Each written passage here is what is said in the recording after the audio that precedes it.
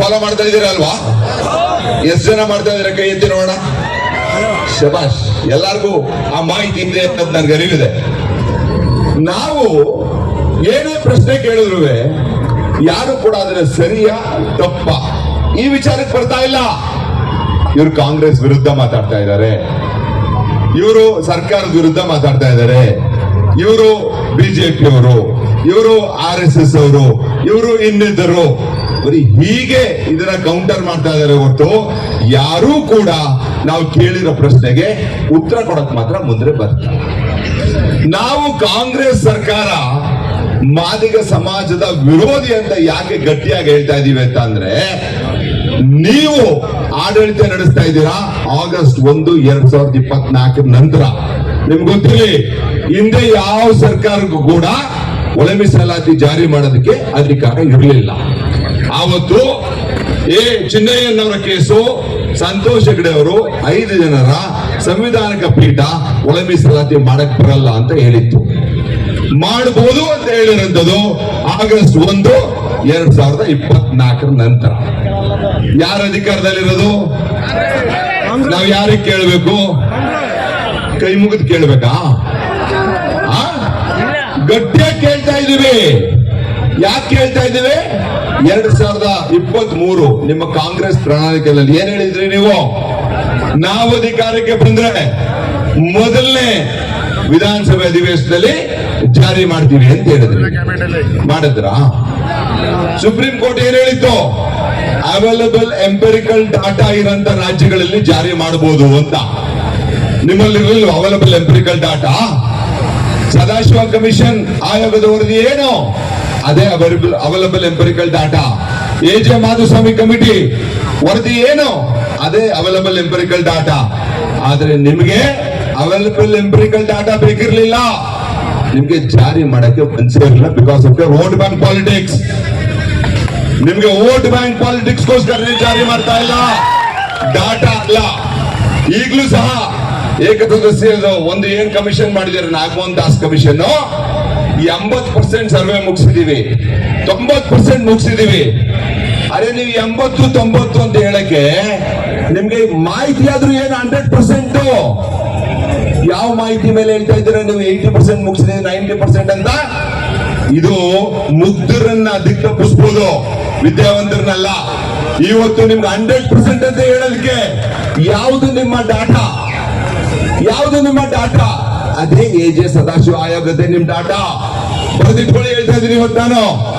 ನೀವು ಗೂಬೆ ಕೂರ್ಸಕ್ಕೆ 90 ಮುಗಿಸಿದೀವಿ, 95 ಮುಗಿಸಿದೀವಿ, 80 ಮುಗಿಸಿದೀವಿ ಅಂತೀರಾ. ನಿಮ್ಗೆ ಡಾಟಾ ಇರೋದೇ AJ ಸದಾಶಿವ. ಅದು ಆದ್ರೂ ಸಹ ನಾವು ಅವಾಗ್ಲೂ ಹೇಳಿದ್ವಿ, ಒಂದು ಪ್ರಿಲಿಮಿನರಿ ಎನ್ಕ್ವೈರಿ ಮಾಡಿ ಆ ಎನ್ಕ್ವೈರಿ ರಿಪೋರ್ಟ್ ನ ಜಾರಿ ಮಾಡಿ ಅವೈಲಬಲ್ ಎಂಪೆರಿಕಲ್ ಡಾಟಾ ಅಂತ.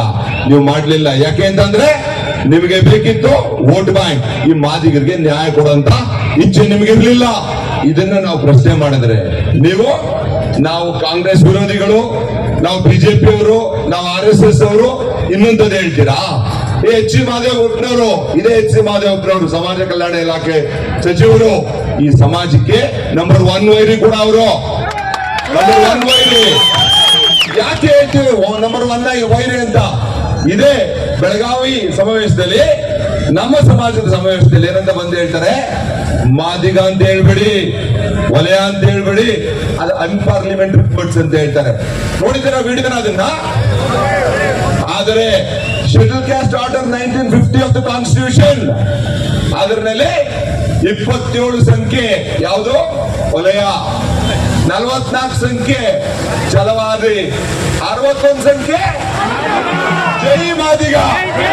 ಈಗ ನಾವೀ ಸರ್ವೇನಲ್ಲೇನೆ AKADAA ಆದಿ ಕರ್ನಾಟಕ, ಆದಿ ದ್ರಾವಿಡ, ಆದಿ ಆಂಧ್ರನಲ್ಲಿ ನಿಮ್ ಮೂಲ ಜಾತಿ ಬರ್ಸ್ಬೇಕಾಗಿದ್ದಾಗ ನಾವೇನ್ ಬರ್ಸ್ಬೇಕು?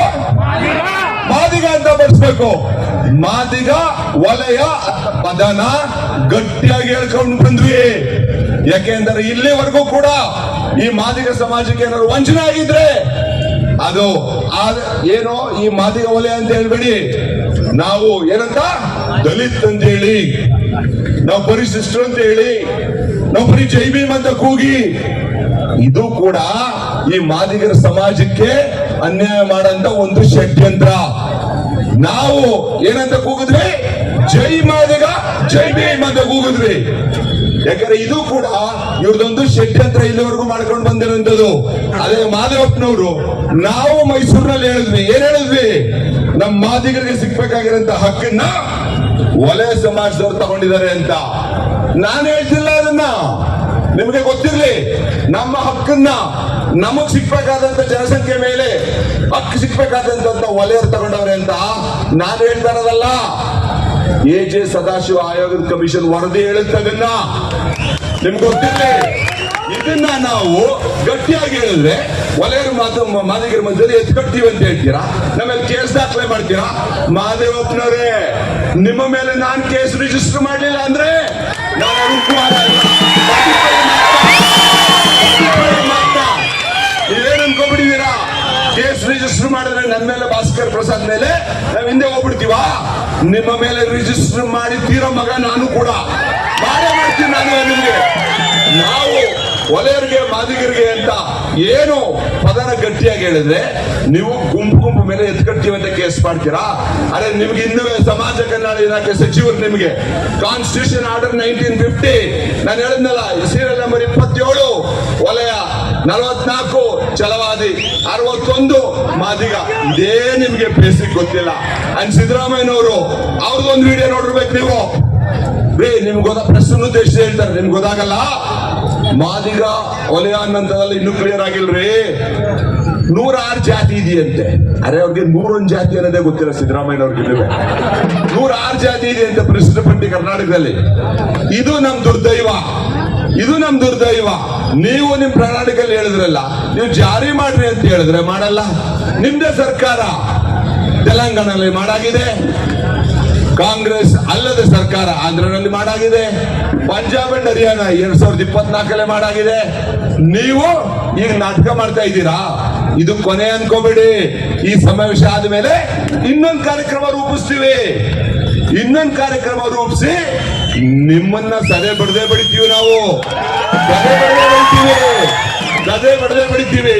ನೀವು ಯಾರು ಬಂದಿದ್ದೀರಾ ಮಾದಿಗ ಸಮಾಜದವರು, ನೀವು ಯಾವ ಪಕ್ಷಕ್ಕೂ ಸೇರಿರೋರಲ್ಲ. ನೀವು ಮಾದಿಗ ಓನ್ಲಿ. ನೀವು ಯಾವ ಪಕ್ಷ ಗಿಕ್ಷ ಎಲ್ಲ ನಮ್ಮನ್ನು ಒಳಗೊಂಡು. ಹಾಗಾಗಿ ಬಂಧುಗಳೇ, ಮುಂದಿನ ದಿನಗಳಲ್ಲಿ ಒಂದನ್ನ ಬಹಳ ಸ್ಪಷ್ಟವಾಗಿ ತಿಳ್ಕೊಳ್ಳಿ. ಈ ವೇದಿಕೆ ಮುಖೇನ ಸರ್ಕಾರಕ್ಕೂ ಕೂಡ ಎಚ್ಚರಿಕೆ ಕೊಡ್ತೀವಿ.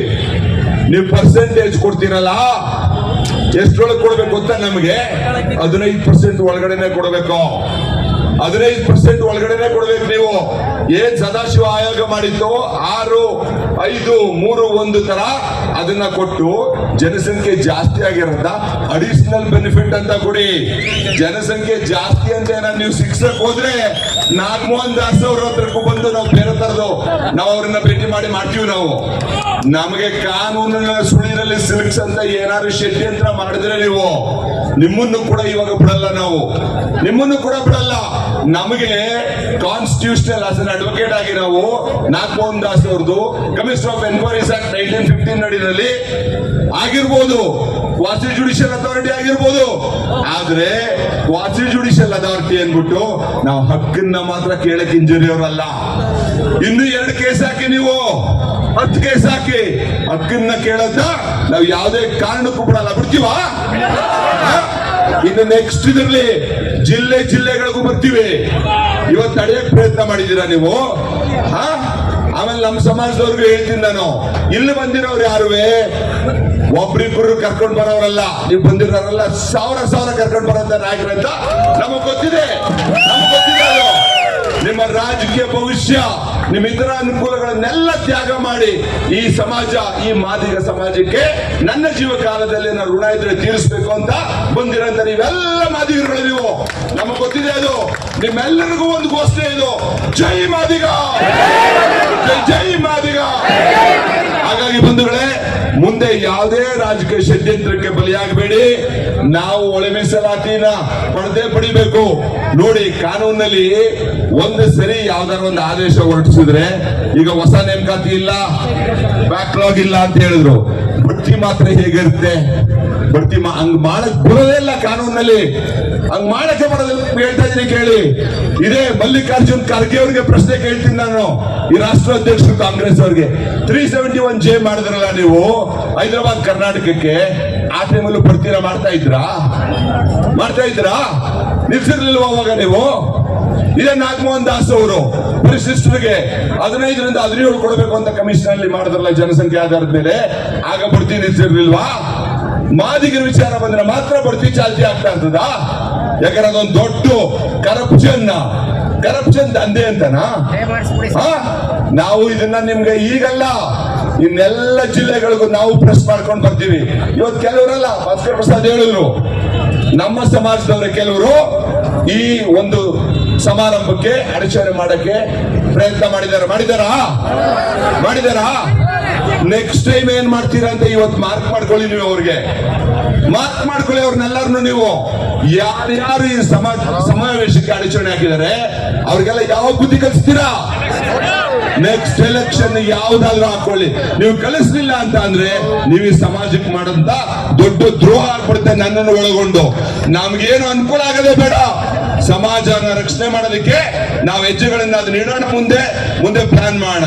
ಮುಖ್ಯವಾಗಿ ಇನ್ನೊಂದು ಹೇಳ್ಬಿಡ್ತೀನಿ ನೋಡ್ರಿ, ಭಾಸ್ಕರ್ ಪ್ರಸಾದ್ ಅವರು, ಅವ್ರ ಭೀಮಾ ಸೇನಾನಿಗಳು, ನಾವು ಗಮನಿಸ್ತಾ ಇದ್ದೀವಿ. ಏನ್ರಿ, ಯಾವ ಮಟ್ಟಕ್ಕೆ ಸಿಗಿಸಕ್ ಹೋಗ್ತಾರ್ರಿ ಅವರು? ಆನ್ಲೈನ್ ಅಲ್ಲಿ 100 ರೂಪಾಯಿ ಆಯ್ಕೆ ಅಂತ ಕೇಳ್ಬೇಕಾ? 100 ರೂಪಾಯಿ ಆಯ್ಕೆ ಅಂತ ಕೇಳ್ಬೇಕಾ? 100 ರೂಪಾಯಿ ಆಯ್ಕೆ ಅಂತ ಕೇಳ್ಬೇಕಾ? ಎಲ್ಲ ಕಾಂಟ್ರಾಕ್ಟರ್ಸ್ಗೆ, ಎಲ್ಲ ನೌಕರಗಳಿಗೆ ಈ ಕಾಂಗ್ರೆಸ್ ಅವರು ಫೋನ್ ಮಾಡಿ ಎದುರಿಸ್ತಾರೆ. ನೀವೇನಾದ್ರು ಕಾಂಟ್ರಿಬ್ಯೂಷನ್ ಕೊಟ್ಟು ದುಡ್ಡು ಕೊಟ್ರೆ ನಿಮ್ ಕೆಲ್ಸಕ್ಕೆ ತೊಂದರೆ ಆಗುತ್ತೆ, ಕಾಂಟ್ರಾಕ್ಟ್ ನೀವು ಕೊಟ್ರೆ ನಿಮ್ ಕೆಲ್ಸಕ್ಕೆ ತೊಂದರೆ ಆಗುತ್ತೆ ಅಂತ. ಯಾವ ಮಟ್ಟಿಗೆ ಅವ್ರನ್ನ ನಿಲ್ಸಿದ್ರಿ ನೀವು? ಆದ್ರೆ ಇಲ್ಲಿ ಬಂದಿದಿರಲ್ಲ, ಒಬ್ಬೊಬ್ರು 1,000ಕ್ಕೆ ಸಮಾನ. ನಿಮ್ಮೆಲ್ರಿಗೂ ಕೂಡ ಅಭಿನಂದನೆ ಸಲ್ಲಿಸ್ತೀನಿ ವೈಯಕ್ತಿಕವಾಗಿ. ಯಾಕಂದ್ರೆ ಎಲ್ಲ ನಿಮ್ ಕಾಸು, ನಿಮ್ಮ ಎಲ್ಲ ಶ್ರಮಗಳನ್ನ ಹಾಕೊಂಡು ಬಂದಿದ್ದೀರಾ ಈ ಭೀಮಾ ಸೇನಾನಿಗಳಿಗೆ. ಏನ್ರಿ ಇವೆಲ್ಲ? ನಾವು ನಮ್ ಕಣ್ಮುಂದೆ ನೋಡ್ತಾ ಇತ್ತು ಅಂತ ನಮ್ಗೇನಾದ್ರು ಗನ್ನಿದ್ರೆ ಯಾರು ಶೂಟ್ ಮಾಡ್ಬಿಡ್ತಿದ್ವೋ ಗೊತ್ತಿಲ್ಲ. ಇವತ್ತು ಯಾರು ಶೂಟ್ ಮಾಡ್ಬಿಡ್ತಿದ್ವೋ ಗೊತ್ತಿಲ್ಲ. ಈ ಕರಿಕೋಟಿನ ಲೆಕ್ಕಿಸ್ದೆ ನಾವು. ಅಷ್ಟು ಕೋಪ ಆಗುತ್ತೆ. ಏನ್ ಹಿಂಗೆಲ್ಲ ಹೋರಾಟ ಮಾಡ್ಕೊಂಡು ಬರಂತವ್ರಿಗೆ ಸಹಾಯ ಅಂತೂ ಮಾಡ್ಬೇಡ್ರಿ. ಅಟ್ಲೀಸ್ಟ್ ಅದೇನು ಅವ್ರಿಗೆ ತೊಡಕ್ ಬರಂಗ ಯಾರು ಮಾಡೋದೇ ಇರ್ರಿ. ನೀವು ಅಂಬೇಡ್ಕರ್ ಏನ್ ಹೇಳಿದ್ರು? ಈ ಅಭಿವೃದ್ಧಿ ಹೋಗಿ ಇಲ್ಲ ಸುಮ್ನಿರಿ ಅಂತ. ಇವ್ರು ಯಾವ ಜನ್ಮ ರೀ ಇವ್ರದ್ದು? ನಮ್ಮ ಸಮಾಜವ್ರದ್ದು ಒಳಗೊಂಡು ಅವ್ರಿಗೆಲ್ಲ ನೀವು ಮುಂದಿನ ದಿನಗಳಲ್ಲಿ ಪಾಠ ಕಲಿಸ್ಲಿಲ್ಲ ಅಂತ ಅಂದ್ರೆ ನಾವು ಈ ಜಾತಿಗೆ ಹುಟ್ಟಿಲ್ಲ ಅನ್ನಂಗ ಆಗ್ಬಿಡುತ್ತೆ. ನಾಪ್ಕೆಟ್ಗಳಿದ್ದೀನಿ, ಹೇಳ್ತಾ ಇದ್ದೀನಿ ನಾನು. ಪಾಠ ಕಲಿಸಲೇಬೇಕು ಅಂತ ಹೇಳ್ತಾ ಇವತ್ತು ಒಂದು ಸ್ಪೆಷಲ್ ಆಗಿ ನಾನು ಕೂಡ ಒಂದು ಘೋಷಣೆ ಹಾಕ್ಬೇಕು. ಏನಂತ ಅಂದ್ರೆ, ನಾವು ವಕೀಲರು ನೋಡಿ ಚಿತ್ರದುರ್ಗದಲ್ಲಿ ನಾವು ಡಿಸೆಂಬರ್ 14ನೇ ತಾರೀಕು ನಾವು ಒಂದು ರಾಜ್ಯ ಸಮಾವೇಶ ಮಾಡ್ತೀವಿ. ವಕೀಲರ ರಾಜ್ಯ ಸಮಾವೇಶ. ಈ ರಾಜ್ಯದಲ್ಲಿ ಒಂದು ಇತಿಹಾಸ ಅದು. ಯಾವುದೇ ಜಾತಿನಲ್ಲಿ ರಾಜ್ಯ ಸಮ್ಮೇಳನ ಮಾಡಿಲ್ಲ, ನಾವು ರಾಜ್ಯ ಸಮ್ಮೇಳನ ಮಾಡಿದ್ವಿ. ಈ ಭೀಮಾ ಸೇನಾನಿಗಳಿಗೆ ತುಮಕೂರು ಹತ್ರ ಆದಂತ ಇದಾದ ತಕ್ಷಣ ಅದಾದ್ಮೇಲೆ ನಾವು ವಕೀಲರುಗಳು ಜೋಡಣೆ ಆಗ್ತೀವಿ, ಸಮಾಜದ ಜೊತೆ ಇರಬೇಕು ಅಂತ. ಎಷ್ಟು ಏಳು ಬೀಳುಗಳು ಕಷ್ಟಗಳನ್ನೆಲ್ಲ ಅನುಭವಿಸ್ಕೊಂಡು ಬಂದಿದ್ದಾರೆ. ನಾವು ನಮಗೆ ಈ ಸಂಘ ಆ ಸಂಘ, ಈ ಪಕ್ಷ ಆ ಪಕ್ಷ ಅಲ್ಲ. ನೀವು ನೋಡಿರ್ಬೋದು ವಕೀಲರುಗಳು ನಾವು ಎಲ್ಲಾ ಪಕ್ಷ ಕಾರ್ಯಕ್ರಮಗಳಿಗೂ ಹೋಗಿದ್ದೀವಿ. ನಾವು ಪಕ್ಷ ನೋಡಿಲ್ಲ. ನಮಗೆ ಬೇಕಾಗಿರೋ ಒಂದೇ ಪ್ರಶ್ನೆ, ಮಾದಿಗ ಅಂಡ್ ಮಾದಿಗ ಓನ್ಲಿ. ಇಷ್ಟು ಕಷ್ಟದಲ್ಲಿ ಈ ಕಾರ್ಯಕ್ರಮ ಮಾಡ್ರಂತ ಭಾಸ್ಕರ್ ಪ್ರಸಾದ್ ಅವರು ಮತ್ತು ಅವ್ರ ತಂಡಕ್ಕೆ ಈ ಘೋಷಣೆ ಹಾಕ್ಬೇಕು. ನೀವು ಜೈ ಮಾದಿಗ, ಜೈ ಮಾದಿಗ, ಭಾಸ್ಕರ್ ಪ್ರಸಾದ್, ಜೈ ಭೀಮ್.